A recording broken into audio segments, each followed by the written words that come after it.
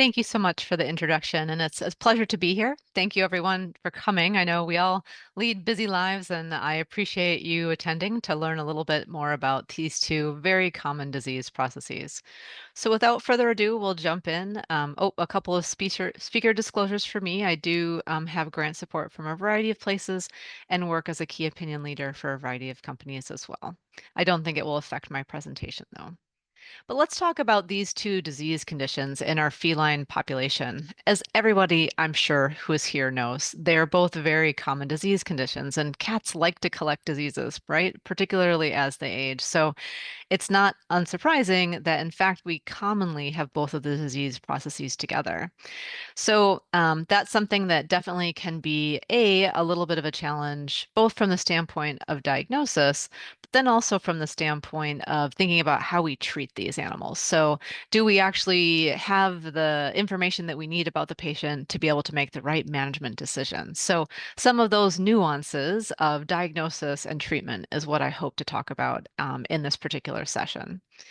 So let's first think about talking about hyperthyroidism in chronic kidney disease. And can chronic kidney disease actually affect the tests that we would do in order to diagnose hyperthyroidism in the first place when you would have concurrent disease?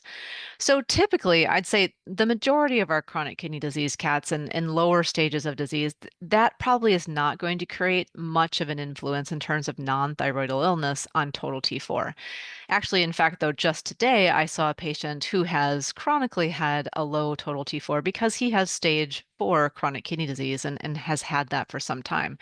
He's going along and doing quite well despite all of his disease processes, but that non-thyroidal illness definitely causes a low total T4 for him. And that's something that's kind of come on over time. So the more severe the chronic kidney disease, the more likely you are to see that effect on total T4.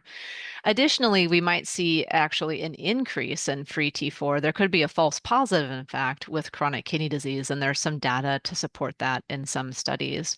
So, bottom line, those are some of the tests that we kind of more typically run and might be present on a senior panel. I personally use my total T4 as my screening test. We don't necessarily order free T4s for kitties, and I would depend more on TSH, which I'll talk about in just a moment. But I do want to highlight that my clinical suspicion is still very, very important. If I am just, looking at this cat and thinking, gosh, that cat, I really suspect that cat is hyperthyroid, I'm going to keep looking and move on with my diagnostic steps. If we have a T4 that's been increasing over time, if we have mannerisms that are consistent, we have that weight loss, and then also if their creatinine is actually magically improving, those might all be signs that in fact we're moving towards more overt hyperthyroidism. So keeping that clinical suspicion in the back of your mind is really quite key. And that's where actually utilizing TSH has become much more popular with this patient population, and particularly because we do have this new feline-specific TSH that is much better in terms of its lower limits of detection. That's what the LLOD stands for. So traditionally, when we would order a thyroid panel from MSU, for example, and we refer to that as the canine TSH, those lower limits of detection are not the same as the feline TSH that we have now been using in the new Trueforma platform. And that piece, that lower limits of detection on the lower range of the assay is important when it comes to identifying those hyperthyroid cats. And I would say that Dr. Peterson, it's very easy for me to lecture about hyperthyroidism and in conjunction with kidney disease because I have all this great data from Mark Peterson, who we consider to be, the grandfather of hyperthyroidism in cats. But just recently, this article came out, which I definitely recommend if you haven't seen it. It gives a really good overview of what that novel feline TSH looks like in a multitude of different feline disease conditions. So, although this is tiny, you can appreciate here that when we look at those subclinical, mild and moderate, severely affected hyperthyroid cats, we see that really low, below limits of detection TSH that would be consistent with a diagnosis of hyperthyroidism. And so, therefore, I'm using TSH as my confirmation test when I'm suspicious. And if I think total T4 might be lying to me. It's definitely not right all of the time. We have a decent 10% of cats that can have a false negative with total T4. TSH is now my next test that I go to in order to confirm that diagnosis. And the question then becomes, well, if it's that challenging to tell whether the cat has hyperthyroidism or not, do we care? And I would argue, as a nephrologist, my world revolves around a kidney-shaped sun, and I really think about nephrons and what's happening for the kidney and maintaining kidney health. And I would argue it does matter. And this is where we really need to think about that delicate balance between these two organs. The interplay between them is fascinating. And the piece of it that we always talk about is how hyperthyroidism affects the kidney. And once we treat it, we unmask kidney disease, right? So when we think about that, if you're hyperthyroid, you have increased GFR as a result of increased cardiac output, and therefore we have that increased renal perfusion. And if you look at this graph, you can see here, this is creatinine. Cats had a higher creatinine prior to the diagnosis of hyperthyroidism. Here, when they're diagnosed, they're uncontrolled, their creatinine drops, and then after they're treated, it goes back up again. And that kind of embodies this effect of the relationship between the two. So if I have both of these disease processes, anytime I'm assessing these cats, anytime I'm monitoring response to therapy, I'm really looking at the relationship between T4, TSH, and creatinine to better understand the balance between the two diseases in this particular cat. So I think that can be hugely helpful.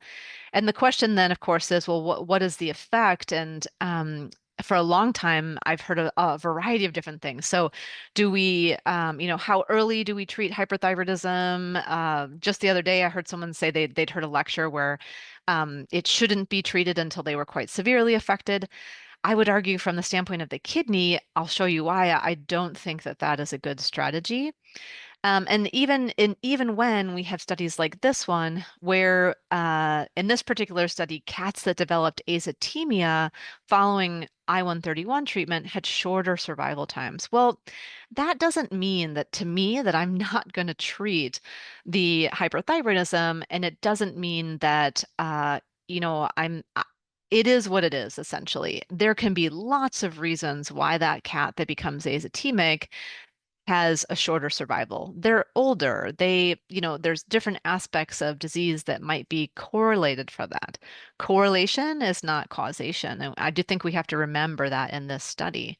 Now, I'm going to contract this study to one where, in a survey study, practitioners stated that a lot of times they targeted the T4 in the upper half of the reference range when they were treating hyperthyroidism. And some of them even said that they targeted T4 above the reference range to keep them slightly hyperthyroid to help out the kidneys and make that creatinine number look better.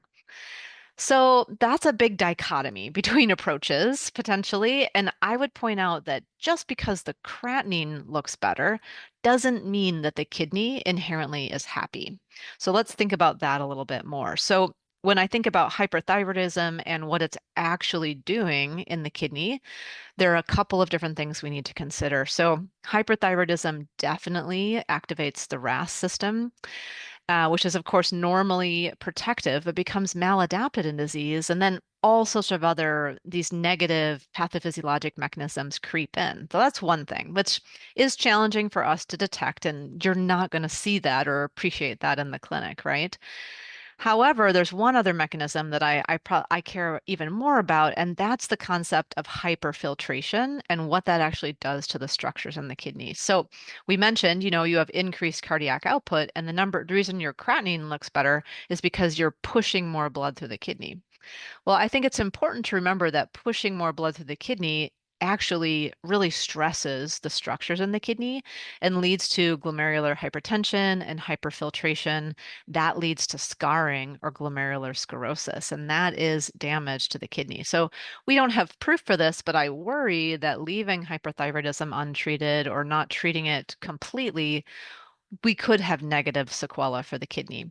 And certainly we do see that in uncontrolled hyperthyroidism where we do have proteinuria. And then, you see that proteinuria resolve once you're treating the disease. So that is an indicator of that hypertension, that hyperfiltration, and the resulting proteinuria. And that, of course, is damaging for the kidney as well. When we look at the cat in more generally, we have to think about other effects of poor or no control for hyperthyroidism. So, of course, it's quite damaging for the heart. That's a huge concern, especially when you have that cat that might already have underlying HCM, high blood pressure, anemia, etc. Um, it can be associated with hypertension, all of the effects that go with that, and then other aspects as well. So, we really do try to gain the best control over hyperthyroidism that we can, and we would argue that getting a definitive diagnosis so that we can better assess what each patient needs is really pretty important. So for me, I like a full assessment of that patient to say, well, do they have chronic kidney disease? Am I worried that I might unmask kidney disease when I treat the hyperthyroidism? But if I do, I'm going to treat that too. And honestly, that's for me not a reason to not treat the hyperthyroidism. So that's kind of the approach that we take. But in the meantime, before I think about my different therapies for hyperthyroidism, I want to get a good idea of what I think the possibility of this cat actually then going on to get or develop, unmask kidney disease actually is. So let's talk about the different factors that we can utilize to determine the degree of renal disease that might already be there.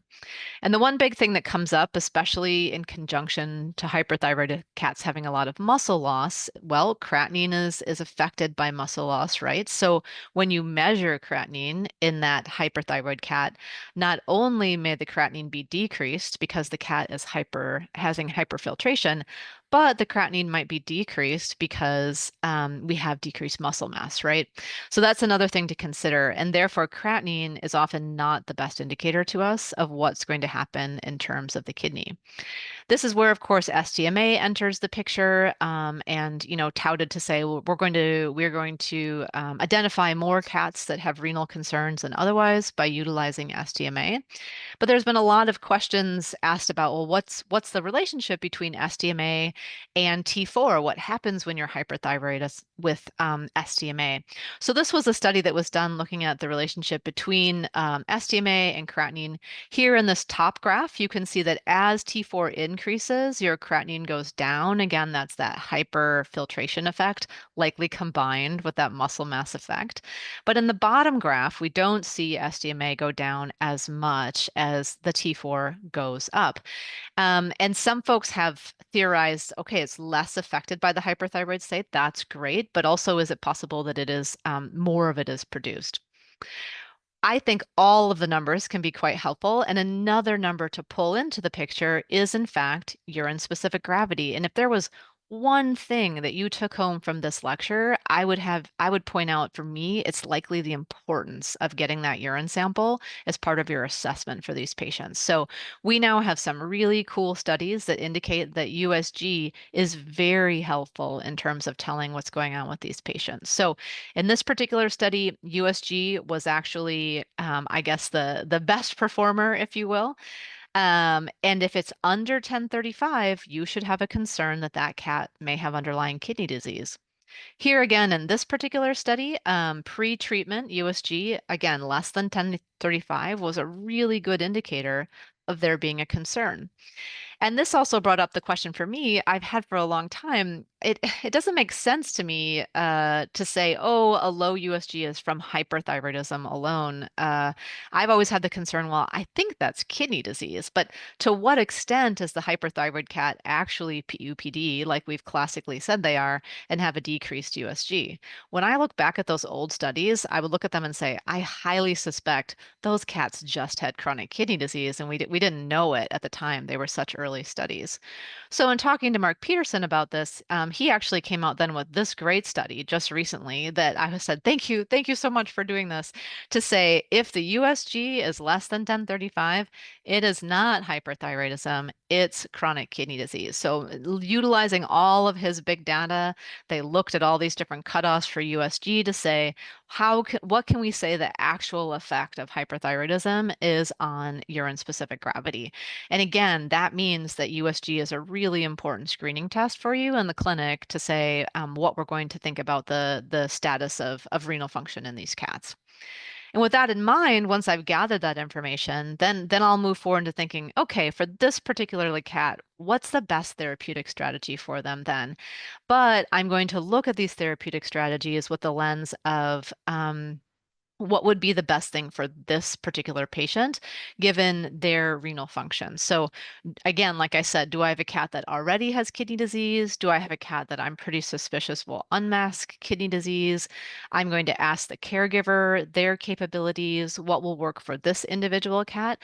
And as we have all of those really important discussions about therapeutic options, that's where the counseling and where do we go from here comes into play. So we'll talk about all of these, but again, I'm not telling you anything new when we're talking about how you treat hyperthyroidism, but we're going to think about it from the lens of the kidney, what to consider, and then also again how we might utilize TSH as a newer approach to really optimizing our therapeutic options for those cats. And again, doing the best thing for the kidney that we can.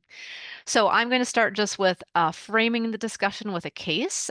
This was Elena Isabella. She was a cat with chronic kidney disease that I had seen for some time. She was in her mid-teens. And had for a long time had stage 2 chronic kidney disease and participated in several of our clinical trials. So we were monitoring her over time, doing general semi-annual lab work for her. And we started to notice that she was starting to lose some weight. You can see in this graph she starts to lose weight. The blue line is her weight, and her creatinine is unchanged. And then her T4 starts to go up as well. And at this point in time, when her T4 is 4.1, I would point out there's big differences between labs here. That was actually considered normal at the lab that it was done at, but at the time of this case, we didn't actually have that TSH, or I would have absolutely have done it at this point in time. So that's why I like to point out this particular scenario. At that point in time, we offered additional testing like scintigraphy or a T3 suppression test, and mom just wanted to wait and recheck, which is incredibly reasonable. But in fact, we waited a wee bit long. She didn't come back for some time. And then when she did, her T4 was 7.6 and her creatinine now had gone up to 3.2. And I literally remember the day that I got this lab work back and where I was standing because I thought, oh no, if we're unmasking kidney disease when we treat hyperthyroidism, what is going to happen to that creatinine of 3.2 when I start to treat this cat? And how do I go about doing that in the best way possible to give her the best outcome? So with that scenario, going through what her options would be. As an internal medicine specialist, I will tell you, I am always very excited to do I-131 because it's probably one of the only diseases that I can fix permanently. But not always every patient is going to be a good candidate for I-131. And for Elena Isabella, the owner felt that that was not a possibility for her. So we went through some other options. So the very first thing we do have to consider as well is whether diet would be an appropriate choice for these kitties. Elena Isabella was an only cat. She had relatively mild hyperthyroidism at that point in time that would probably be amenable to diet. We do find that if they're very hyperthyroid, diet's likely not going to be acceptable. And she also had kidney disease. So then you have to ask the question, of course, is that diet appropriate for cats with kidney disease? And in fact, of course, they thought of that when they formulated the diet, and the phosphorus in that diet is pretty much on par with what would be quite reasonable for a cat with chronic kidney disease. So I've no druthers at all about using YD in a cat with chronic kidney disease in terms of its phosphorus content. I think that's a really reasonable choice. However, of course, the big disadvantage of diet is that cats can only eat that diet forever. And Elena, as it so happened, lived on a farm. So you might wonder why there's a picture of a farm here with camelids. But Elena lived on a farm. She was a free-spirited little cat. She went in and out, and I was always having to deworm her because she was always eating things. So she was a hunter, and there was no way we were going to impede her life as a free-spirited cat individual and have her eat only the YD. It was not going to work because she would then go out and catch something and ruin that plan. So that was not a possibility for her. And for that reason, it may not be a possibility for other cats as well. But there are definitely cases where it's the perfect solution for me for a case. It's the only cat. They're not going to get access to anything else. They do have kidney disease, and that diet can be a good choice for them. So just to bear that in mind. The other option that we have to consider for some cats would be whether we actually do a thyroidectomy. And I'm not going to spend a lot of time talking about this because obviously with chronic kidney disease, we do then have the risk of anesthesia, but it does have its place. I just want to point that out. It can also absolutely be curative, right? To cut is to cure. It is definitely something that we need surgical expertise for, but it can be very successful. And we're more likely to do this if we have a very large nodule that perhaps maybe we are concerned about a more cancerous process. But of course, again, we have the issues of needing general anesthesia and that they do need to be relatively stable in order to do that. But the one other big thing that I do want to point out is that when you have cystic disease, this is also when it's really important that surgery would be indicated. So here in this particular case, you can see there's a large cyst associated with this cat's hyperthyroid disease. That is not going to be amenable to medical therapy or I-131, and those do need to be surgically removed, and they can be quite space compressing. So this cat obviously is not having a problem eating its churu, but eventually this became a real problem for this kitty. So surgical intervention would be what we would recommend in that particular case. So that's all I'm going to say about surgery. Again, it has its place. One other thing I will say is when we're considering surgery, we then do a scintigraphy to make sure that there is not thyroid tissue also in the chest, because of course, if we had that ectopic tissue, we would not be able to then entirely cure that cat with surgery. But okay, let's move on to talking about radioactive iodine, which of course, as I mentioned, would be if I had my druthers, I would love to do radioactive iodine for that patient and just be done. What do we have to consider if we do have the cat with chronic kidney disease, or if what is the concern? What level of concern do we have with unmasking chronic kidney disease? Again, in my estimation, I would still rather fix one aspect of this cat's medical disease complexities now, as opposed to wait until a later date when the cat is even more complex and potentially has added another disease process to the mix, and then say, oh, maybe now you're not a radioactive iodine patient. So again, we have this conversation with caregivers early on to see if this is a possibility and whether we feel that it would be the right choice for this kitty, even if it does have at least mild chronic kidney disease. It is something to be discussed. And there's a lot of opinions about that. But again, we have a lot of other things to consider in terms of how we then do radioactive iodine for the best outcome. So that's the part that we want to talk about next. Again, we can fix it, but the big disadvantage is that iatrogenic hypothyroidism. And that's the part that I have to be concerned about when it comes to chronic kidney disease. So, and speaking about that, for a long time, I don't think we gave iatrogenic hypothyroidism enough credit for potentially being damaging and being a concern. So for many years, hypothyroidism as cat was like, they're not that clinical, it's fine. But again, nephron-centric view of the world, it is not fine when you are a kidney. And when we look at this data, we see that azotemic cats with iatrogenic hypothyroidism have a worse survival time than those that were not azotemic. So it is quite important to think about in this patient population and think about how we would go about doing this.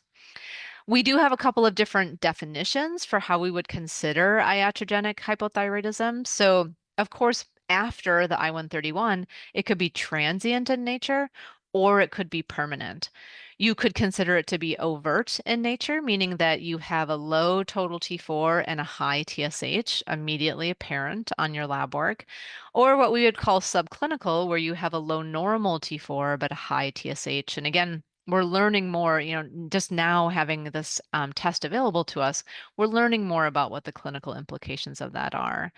I will say that TSH can be elevated in some normal cats, according to the data that is out there, but it's usually only a little bit elevated. And typically when we see it in iatrogenic hypothyroidism, it is very elevated. And so this on the right-hand side is an example of a kitty.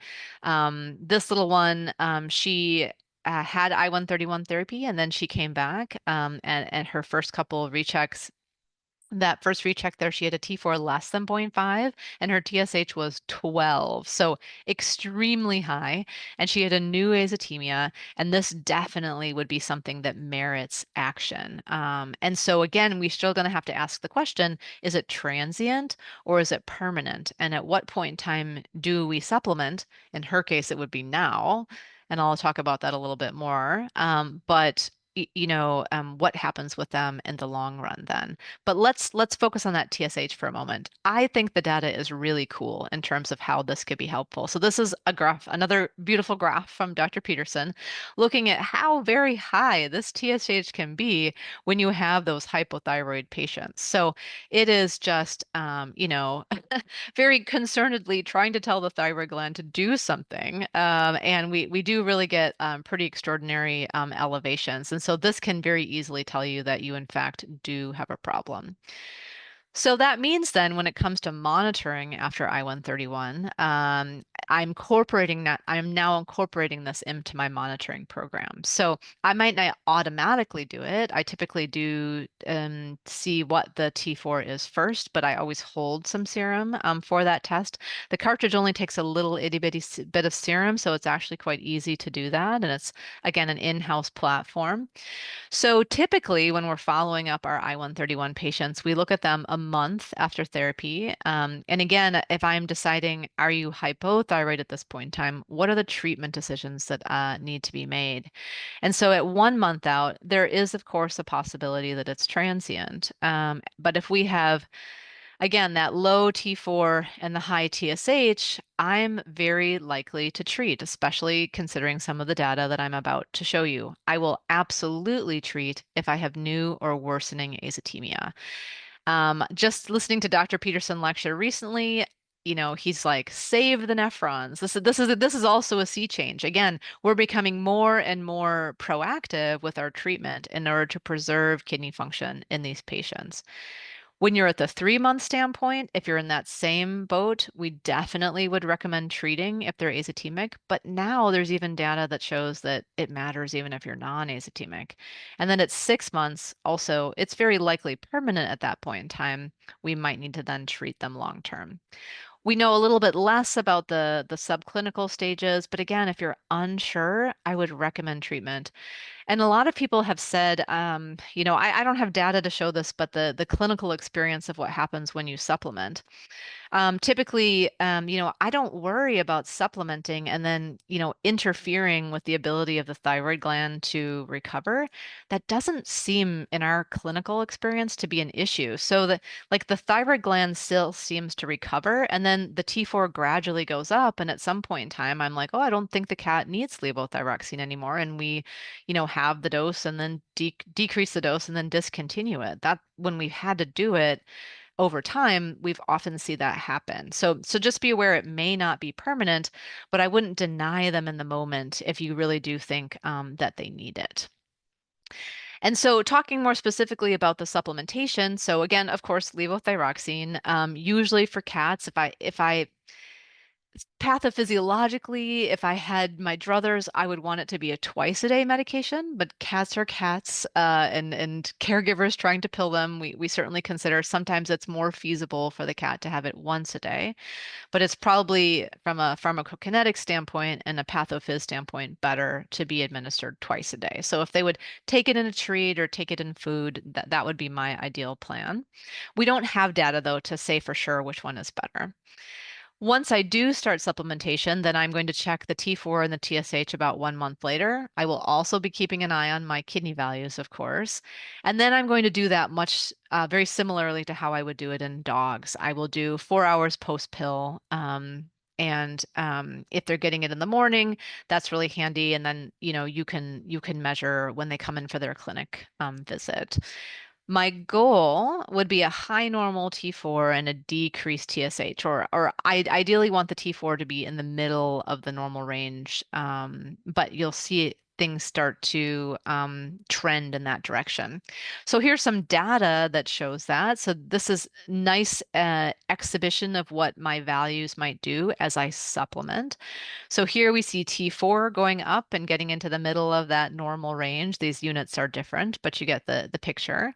And then the TSH, I'm expecting the TSH to come down into the normal range. And then, hey, look, at the same time, we then also get improvement in the creatinine.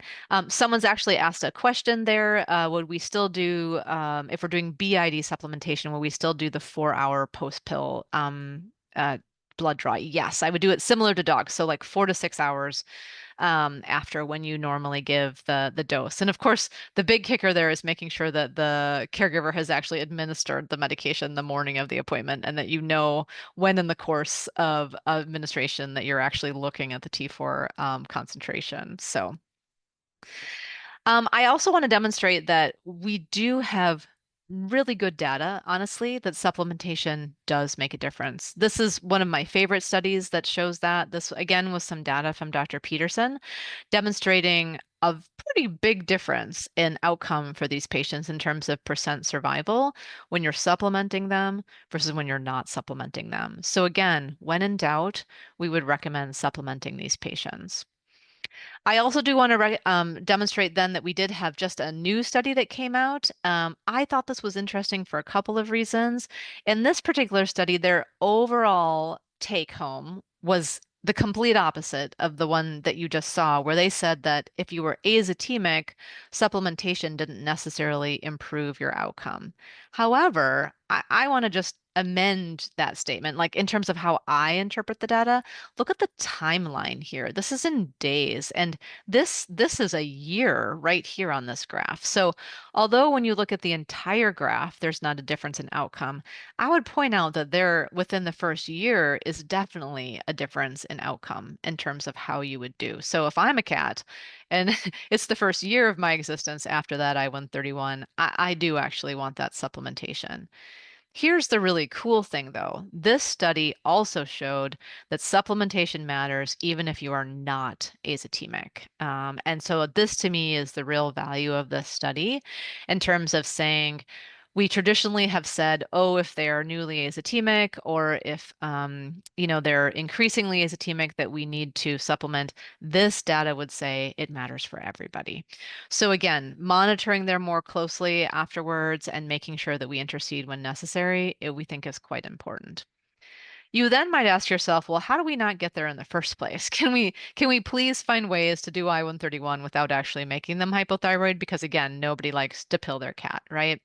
So this is where some good data has come out about how we modify or hone our I-131 protocols for these patients. And this is a big question that I would have. So I presume many folks are not doing their own I-131. They're going to send the cat to a clinic that's doing that. But I would know what the protocols are for that clinic that you're referring to. Do they have a sliding scale for their I-131 dose? Do they do low dose, high dose? How many doses? Ask those questions. So you're going to be the person following up with those patients. So I would want to know, how do they decide the dosing schema for cats? And that's important because again, Peterson's studies here, this is a pretty early study from the standpoint of understanding dose matters. Here he compared 2 millicurie dose to 4 millicurie dose, and I will say there were a lot of clinics at the time that this paper came out that were just using a across the board 4 millicurie dose for everybody. And this was the real first evidence that we had to go to say, hey, maybe that's not such a good idea. Could we get choices, please? Because even as an internal medicine specialist, we don't necessarily get to make those decisions. In some places, they're actually made by the radiologist. That's not my current situation. I now am the one who gets to decide the dose for the cat. and we have different choices, but just be aware that that's the case. And so this really great study demonstrated that, in fact, 2 versus 4 millicuries made a difference. And then we had more overt hypothyroidism with that higher dose and higher creatinine. So it's important to know that we really can hone those treatment protocols. And now this has been taken to a fine art where we have multiple very complex dosing algorithms that can be used in some scenarios, both in New York and in Spain. So the gamut of geographical locations to titrate that protocol as much as possible for those patients. Again, one of the questions that has been asked is, again, how do we prevent this from happening? So looking at risk factors in addition to just the dose, and what risk factors or what parameters do you take into account when you're deciding on dose? So this again was data that Dr. Peterson that came out that demonstrated here are some of the things if you look at weights. So in terms of odd ratios, the items over here are going to be items that contribute more to predicting hypothyroidism. But I would point out that TSH was the winner of those. And so this concept that in fact, if you have a detectable TSH, that it might predict the risk of hypothyroidism post I-131. So how does that work pathophysiologically? We know in that moment when you have overactive thyroid tissue that the normal thyroid gland should be atrophied. And if you have detectable TSH, that means that that normal tissue actually might be more likely to take up I-131 and therefore suffer a adverse outcome.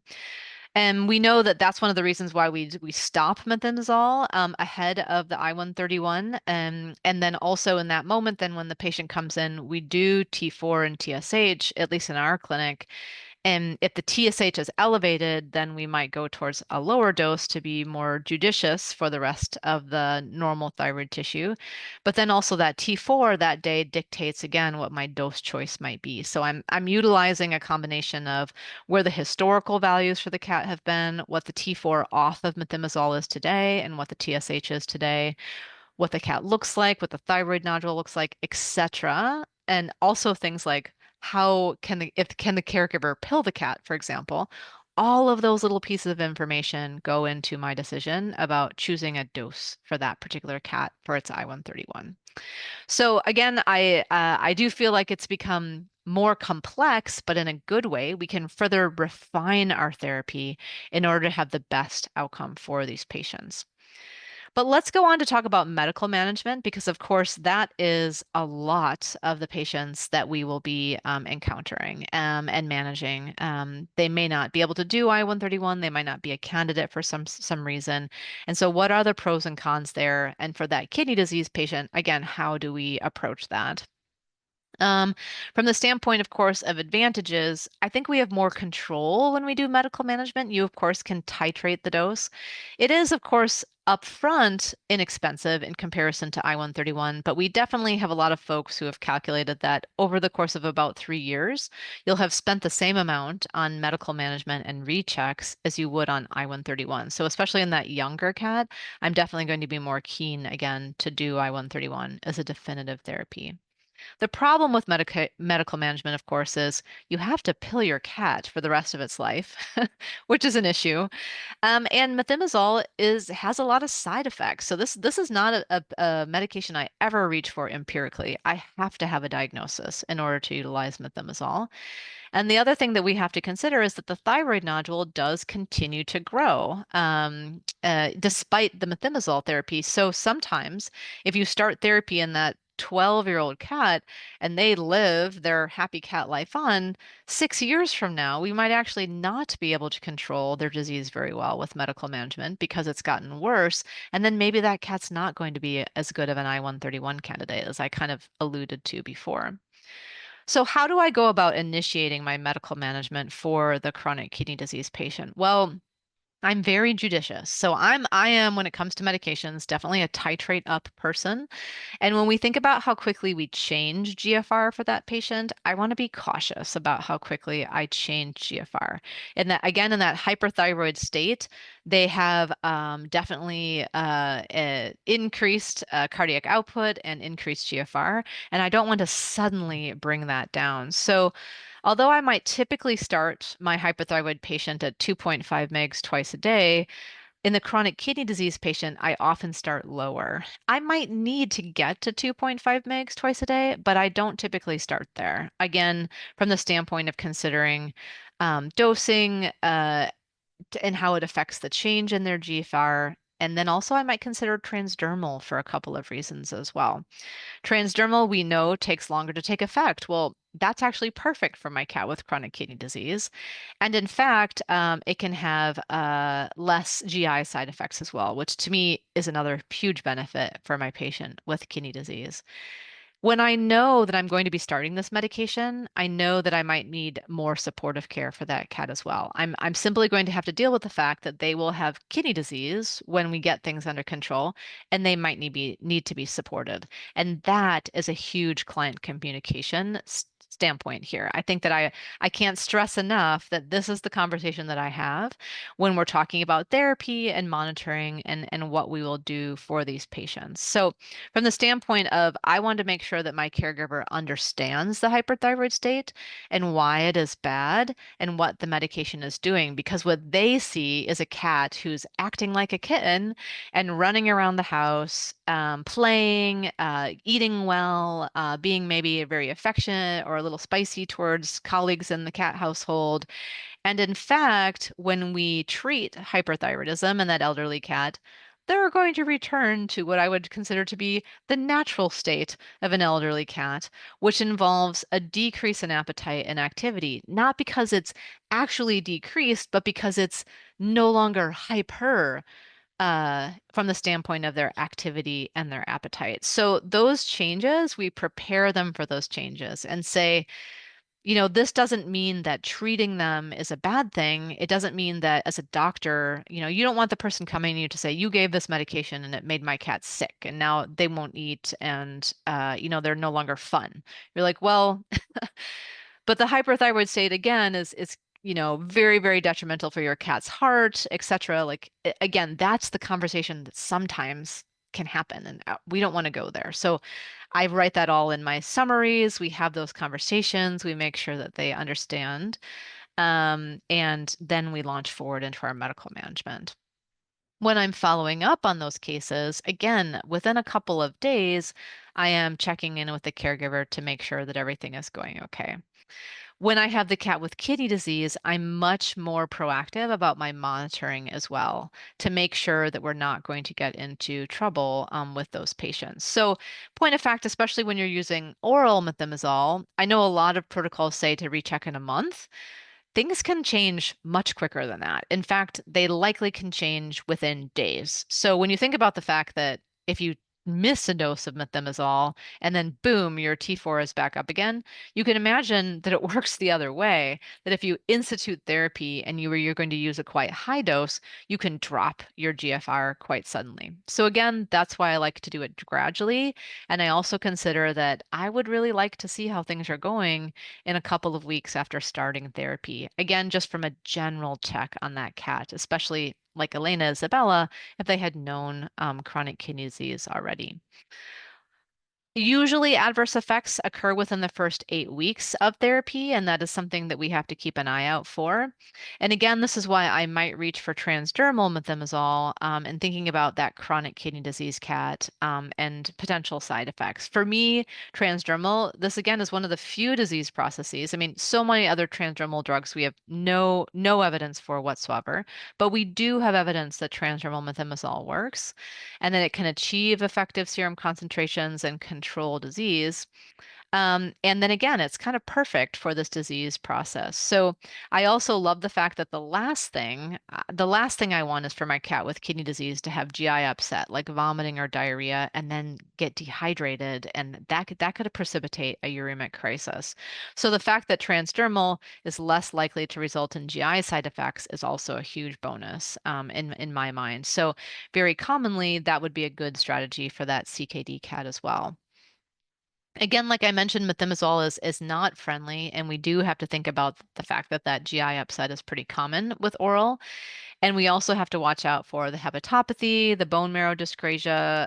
Usually it's thrombocytopenia, but if you had kidney disease at the same time and you already were struggling with your EPO stores, you might be inclined to see anemia in that patient population. If you see an exacerbation of their anemia, I would say to point fingers at the methimazole, and that might be an indication that that might not be the best drug for them. Luckily, the facial pruritus aspect seems to be uncommon, though we do see it. But again, I'm hoping by using methimazole that I don't have any of these side effects. And again, especially for that cat with chronic kidney disease, I do want to monitor them really pretty carefully. So from the standpoint of following up, I alluded to this already. I think the big underlying message here is when I'm doing medical management, I do not want to overdo it in that cat who already has kidney disease or is thinking about unmasking their kidney disease. So again, when we think about that effect on GFR and dropping that GFR, even a couple days in, I'm checking in. So if they have a significant decrease in appetite or activity and the caregiver is really worried, we might need to talk through that. We might need to alter our dosing strategy or even go slower to try to meet our treatment goals. And then for me, again, I'm bringing them in 2 weeks to recheck to see where things are at. I will do not only the T4, but looking at my renal values, looking at my urine specific gravity. Remember, they can still get hypertension even after you're treating the hyperthyroidism, especially when they also have chronic kidney disease. So, continuing to monitor blood pressure, doing your fundic exams is also really important. CBC is important from the standpoint of the bone marrow dyscrasia that I mentioned. And of course, again, you have that cat with chronic kidney disease that may already be prone to non-regenerative anemia. So all of those things, and again, this can be a lot for the caregiver. So this is one of the reasons why if you're utilizing this protocol, again, you might have spent the same amount of money on medical management as you would I-131 in just a couple of years. So this, I think, is where it gets challenging because we understand from a spectrum of care that not all caregivers might be able to do this. But again, I would leave it to you to determine what are the most important pieces to pick out of here, again, with the goal of not overdoing it. So if we look at this graph on the right-hand side, this just shows if you actually have iatrogenically made them hypothyroid, that creatinine is higher. And then when we actually decrease the dose of methimazole and we improve their management, the plasma creatinine improves. So here again is, I think, a big change in terms of how we have managed these cats historically. Many, many years ago, when we didn't know better, folks didn't actually change the dose of methimazole when it was their T4 was low. So I think that's something that is much different now. And now we know that we really do need to amend that for this patient population. So again, that's why I'm doing the monitoring to be able to determine, where our dose is a little too heavy-handed, we need to back off to get the best outcome from a renal standpoint.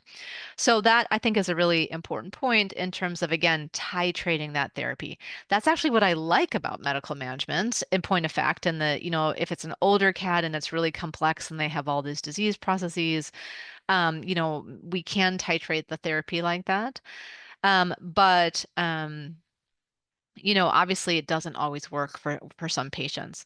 This is just a little bit of an aside that I was thinking of because, again, I just saw a kitty that this was a suspicion of ours. Yesterday, we saw this cat. She also has chronic enteropathy. So, again, cats like to collect diseases, and I think your trifecta is hyperthyroidism, CKD, and chronic enteropathy.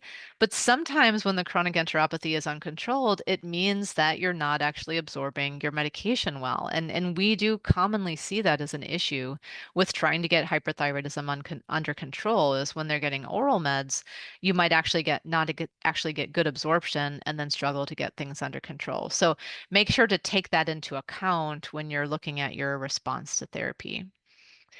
And then lastly, I just want to mention what my monitoring schema is for them long term. So folks have asked this question before, so I put it in there. For me, what I usually do for that cat with kidney disease would be, again, as I mentioned, I have a 2 week standpoint that I'm more stringent about that than I would be in the cat that doesn't have kidney disease. Then typically we go to the 1 month from that standpoint. Again, that period of time is when those side effects are most likely to occur. And then from the standpoint of 2 to 3 months, we kind of go back to our regular scheduled programming, if you will, by the 4 to 6 month standpoint. So it's obviously different for every cat, but basically what I usually say is that's the schema that I'm going to follow unless I've made a dose change. Then I will, again, especially in that CKD cat, I'll check again at 2 weeks to make sure things are going in the right direction. And then some people also have asked, well, what if at 2 weeks you're not quite there? Like that's perhaps a bit earlier than some other folks have recommended. Let's say we're ever so slightly, it's like high normal T4, everything's going well. Otherwise, do we change the dose at 2 weeks or do we keep going for another 2 weeks and see? And I will say that's entirely dependent on the cat. There are definitely times where I've said, you know what, we're just going to leave you at the dose that you're at. You're doing well. You're not having any side effects. We're moving in the right direction. Let's just see what is at the 4 week mark and then make that decision. And it's kind of hard to say because sometimes that's the perfect thing. And the next time the T4 is exactly where I want it to be. And sometimes they come back at that time point, and in fact, we do discover that we need a dose increase. But again, from the standpoint of thinking about the kidney, I'm going to be judicious with my onset of therapy in terms of how quickly I would increase the dose or the degree that I would increase the dose. If I overdo it at that point in time, if I increase the dose when I don't necessarily need to, then again, we could have iatrogenic hypothyroidism as a result. So just things to consider again for management of those patients with multiple comorbidities. And then again, the last thing that I want to mention is that we do have to kind of chase it over time. I mentioned this already, but that of course that dose may increase over time as those nodules continue to grow. So yeah, so in summary, just bringing it together, I think that it's really important to think about this interplay, this fascinating interplay between the thyroid disease and the kidney, and that to me, it's very important to treat hyperthyroidism, and get them within the normal range. We typically say middle of the normal range is our treatment goal. I should have mentioned that. And then from the standpoint of, again, very carefully monitoring those patients. If they get kidney disease or if they have kidney disease, we merely roll with the punches. It is going to happen, of course. And then again, we still feel for a variety of reasons that it's appropriate to control that hyperthyroidism and then also control their other comorbid conditions. Lastly, you might be wondering what happened to Elena, Isabella, and she in fact did very well once we instituted therapy for her. So this was definitely a learning lesson for me. You'll remember that we left off here, where her T4 was 7.6 and her creatinine was 3.2. So after we instituted therapy for her and we did 2.5 BID, she actually, well, no, actually, I take that back. We did transdermal for her. So 2.5 BID transdermal. She did have a nice increase in weight, and surprising to me, we didn't unmask her kidney disease. We actually stabilized her kidney disease basically back to where she was. And she was having fluid losses, she was having diarrhea at that time, and I kind of attribute all of that in the light of being uncontrolled hyperthyroid to exacerbating her kidney disease. So even though I said you're going to unmask the kidney disease and creatinine will get worse, keep in mind that stabilizing the patient actually could look quite differently. And this is not the only time that I've seen this happen, where we actually get improvement in the kidney disease by addressing the other comorbidities in the patient. And then, of course, naturally, being a kitty, she didn't in the end die of either of those disease processes. She went on to get a type of cancer, of neoplasia. So we ultimately, unfortunately, lost her to that. But she did really well with her kidney disease and her thyroid disease for the rest of the time that we had her with us. So thank you so much for your attention. I really appreciate everybody coming and spending time with me here to talk about these two really fascinating disease processes. And I'd love to take any questions. It looks like we have a couple in the chat here.